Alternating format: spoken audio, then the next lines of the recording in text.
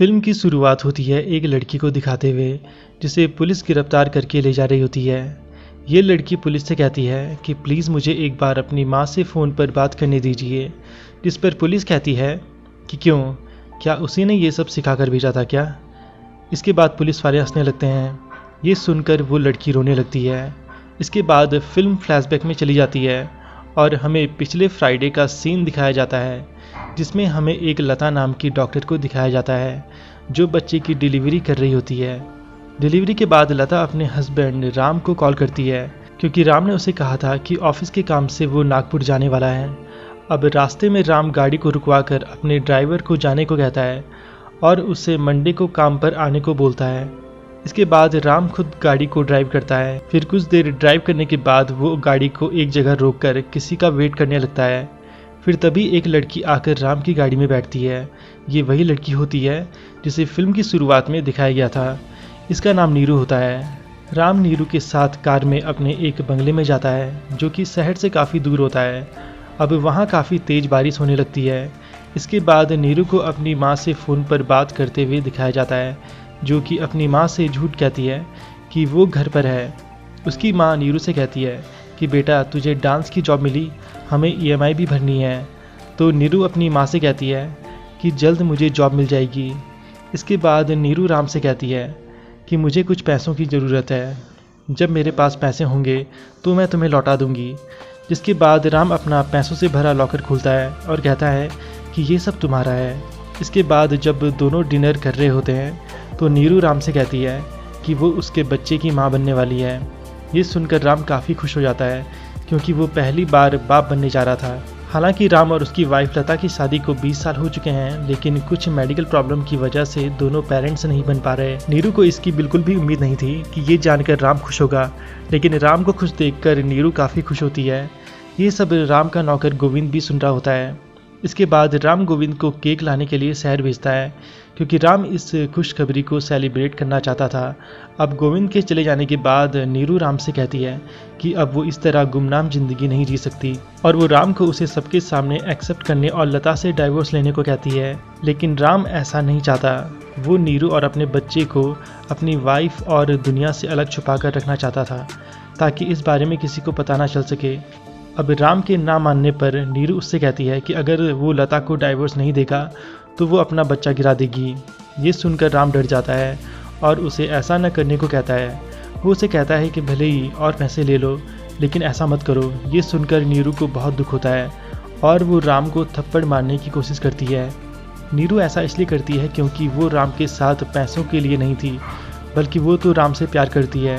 राम अपने कहे हुए के लिए नीरू से माफ़ी मांगता है और उससे वादा करता है कि वो लता से डाइवोर्स लेने के लिए बात करेगा और फिर डाइवोर्स के बाद वो नीरू से शादी करेगा। इसके बाद जब राम और नीरू टेरिस पर एक दूसरे के साथ मस्ती कर रहे होते हैं तो राम का अचानक बैलेंस बिगड़ने से वो टेरिस से ज़मीन पर गिर जाता है, जिससे उसके सिर में काफ़ी चोट लग जाती है और खून बहने लगता है। नीरू ये देखकर बहुत डर जाती है। वो राम के पास जाती है। राम उसे एम्बुलेंस बुलाने को कहता है। इसके बाद नीरू एम्बुलेंस मंगाने के लिए कॉल करती है, लेकिन ख़राब मौसम होने के कारण कॉल भी नहीं लगती। इसके बाद नीरू गोविंद को कॉल करती है, लेकिन उसका नंबर भी नहीं लगता। इसके बाद नीरू काफ़ी परेशान हो जाती है। उसे समझ नहीं आ रहा होता कि वो क्या करे। वो बार बार एम्बुलेंस और गोविंद को कॉल मिलाने की कोशिश करती है, लेकिन किसी को भी कॉल नहीं लगती। अब नीरू के पास राम को बचाने के लिए लता को कॉल करने के अलावा कोई और ऑप्शन नहीं था। नीरू किसी तरह हिम्मत जुटाकर लता को कॉल करती है और लता का नंबर लग जाता है। जिसके बाद वो लता को राम के घायल होने के बारे में बताती है। साथ ही उसे राम और उसके रिश्ते के बारे में भी लता को बताना पड़ता है। ये जानकर लता के पैरों से ज़मीन खिसक जाती है। उसे समझ नहीं आ रहा होता कि इस बात पर कैसे रिएक्ट करें। इसके बाद लता नीरू को राम के सर पर पट्टी बांधने को कहती है और कुछ मेडिसिन खिलाने को कहती है, जिसके बाद राम का ब्लड रुकने लगता है। इसके बाद लता भी वहां आने के लिए तेज़ बारिश में ही अपनी कार से निकल जाती है। अब अपने बंगले पर पहुंचने के बाद वो सबसे पहले नीरू की मदद से राम को बेड पर लेटाती है। इसके बाद वो नीरू पर बहुत भड़कती है और नीरू को घर से और राम की ज़िंदगी से दूर चले जाने को कहती है। अब जिस वक्त नीरू वहाँ से जा रही होती है तो तभी राम को होश आ जाता है और वो नीरू को रुकने को कहता है। राम लता को बताता है कि नीरू प्रेग्नेंट है, वो मेरे बच्चे की माँ बनने वाली है। प्लीज़ उसे रोको, मैं उससे बहुत प्यार करता हूँ और उससे शादी करना चाहता हूँ। इसके बाद लता गुस्से में राम को थप्पड़ मारने लगती है। नीरू लता को किसी तरह रोककर शांत करवाती है। लता ये सब देखकर बहुत दुखी हो जाती है और रोने लगती है। इसके बाद लता नीरू से पूछती है कि तुम्हारा डॉक्टर कौन है? तो नीरू कहती है आप। ये सुनकर लता के होश उड़ जाते हैं। नीरू लता से कहती है कि मैं बच्चा गिरवाना चाहती थी। तो लता पूछती है कि फिर मैंने क्या कहा? तो नीरू बताती है कि आपने मुझे बच्चा ना गिराने को कहा था और ये भी कहा था कि आप मेरे बच्चे के पिता से बात करेंगी और उन्हें समझाएंगी कि ऐसा ना करें। ये सब अब लता को भी याद आ जाता है। इससे उसे बहुत बड़ा सदमा लगता है। लता कहती है तुम्हारे अंदर मेरे हस्बैंड का बच्चा है और मैंने ही तुम्हें अबॉर्शन करने से रोका। ये सब जो हुआ इसमें सारी गलती एक्चुअली सब मेरी ही है। इसके बाद लता रोने लगती है। नीरू लता से कहती है कि क्या मैं आपके लिए पानी लेकर आऊँ? तो लता कहती है नहीं, मेरा सिर दर्द कर रहा है, मेरे लिए कॉफ़ी लेकर आओ। साथ ही लता नीरू से ये भी कहती है कि मैं और राम डाइवोर्स ले लेंगे, फिर तुम दोनों शादी करके अपनी ज़िंदगी जी लेना। इसके बाद नीरू कॉफ़ी बनाने जाती है। फिर जब वो लता के लिए कॉफ़ी लेकर आ रही होती है तो लता अचानक वहाँ से जल्दी में जाने लगती है। नीरू लता को वहीं रुकने की रिक्वेस्ट करती है, लेकिन लता नीरू से कल सुबह बारिश रुकने पर मिलने का बोलकर वहाँ से चली जाती है। अब अगली सुबह हम देखते हैं कि बंगले पर पुलिस आई होती है। वो गोविंद से पूछताछ कर रही होती है।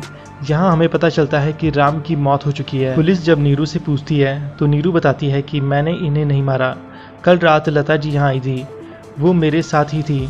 उन्होंने मुझसे कहा था कि वो मुझसे कल सुबह मिलेंगी। ये बोलकर वो चली गई थी। लेकिन गोविंद पुलिस से कहता है कि मैंने तो यहाँ लता मैडम को नहीं देखा। पुलिस को वहाँ पैसों से भरा बैग भी मिलता है। नीरू पुलिस से कहती है कि मुझे नहीं मालूम ये बैग यहाँ कहाँ से आया। नीरू पुलिस से ये भी कहती है कि आप यहाँ फिंगरप्रिंट्स चेक कर लीजिए, आपको पता चल जाएगा कि लता जी यहाँ आई थी। लेकिन पुलिस नीरू से कहती है कि घर तो उन्हीं का है, इसलिए उनके फिंगरप्रिंट्स तो यहाँ मिलेंगे ही। इससे ये प्रूफ नहीं होता कि लता जी कल यहाँ थी। इसके बाद पुलिस लता और उसकी नौकरानी से भी बात करती है। नौकरानी पुलिस को बताती है कि मैडम तो कल से घर पर ही थी। फिर जब पुलिस लता से बात करती है तो लता कहती है कि मेरी तो कल से गाड़ी ख़राब है। इसके बाद हमें उसी रात का सीन दिखाया जाता है जब लता ने नीरू को कॉफ़ी बनाने के लिए भेजा था। तो उसके बाद लता ने राम को गुस्से में तकिए से चेहरा दबाकर रात को मार दिया था और लॉकर से सारा पैसा एक बैग में भर दिया था और फिर घर के सारे सीसीटीवी कैमरास को निकाल कर वहाँ से चली गई थी ताकि राम के मर्डर में पूरी तरह से नीरू फंस जाए। अब सारे सबूत नीरू के खिलाफ ही थे, इसलिए पुलिस नीरू को अरेस्ट कर लेती है और फिर कोर्ट में भी नीरू को राम के मर्डर में दोषी माना जाता है और लता को क्लीन चिट दी जाती है और यहीं पर ये फिल्म ख़त्म हो जाती है।